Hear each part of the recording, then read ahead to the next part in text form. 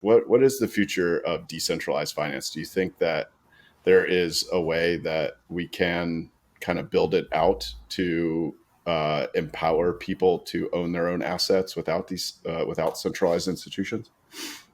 I do. I think that's where there's like a ton of really exciting opportunity is kind of like, how do right now, I always tell people this that are outside the industry that are saying, I don't really understand how it works. And it's like, hey, just put $100 into a wallet and I'll show you how to do it, and go interact with Aave, and you'll start to see the power of these things. And your mind starts to wander as to where this can go. Like, go on Uniswap and swap an asset, and you can start to see like how powerful this could be.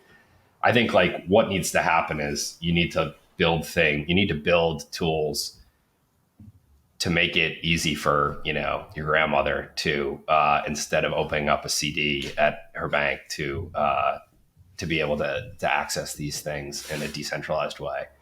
And that is, and part of that is what I talked about earlier, which is like, how do you obfuscate some of the blockchain stuff behind it and make it just really easy for people to use.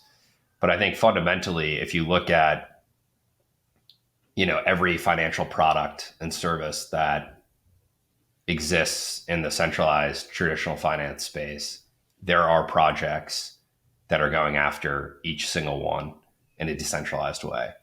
And so that's exciting. It'll take time to figure out, which are better than others and why. And I think a lot of the like consumer adoption will increase as these tools exist to make it easy for anybody to enter the space and say like, okay, I understand what this is, and I can, I'm going to go take out a loan, or I'm going to go put this into a savings account.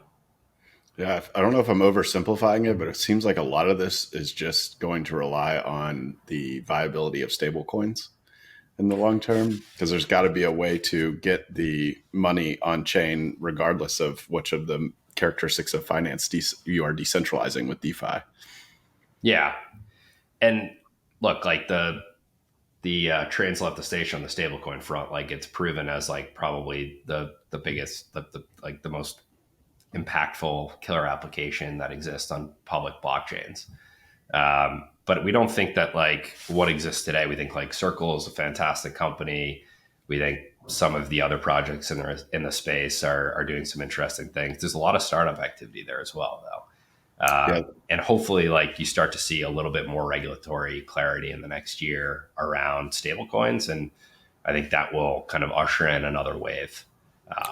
Look, there's all these like different, use cases here. One is just like being able to settle kind of 24/7. One is like to be able to do these things in a peer-to-peer way, in an auditable way. I think, the thing that gets a lot of folks excited as well is being able to save in US dollars living in a country that is experiencing, incredibly high inflation. And some of these things are like what people get really excited about working in crypto. And then you have critics that say, hey, that's really not happening. And I'd like to push back just on that. If you look at like the Chainalysis Crypto Adoption Index, the top 10 countries that are kind of in crypto, obviously they have how it's weighted. It's eye-opening. It's pretty surprising. These are places that, are experiencing pretty high inflation. And so if like you're living in a place where, you're inflating at 50, 60% a year, holding something like a US dollar is, for the first time, just with your cell phone and an internet connection, that never was, you were never able to do that, right? You couldn't just like go to the US and open up a bank account, and you can now do that with this technology.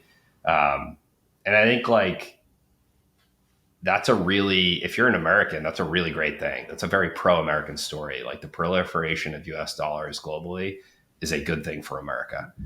And I think politicians are starting to see that, but on the left and the right, which is great because it should not be a partisan issue.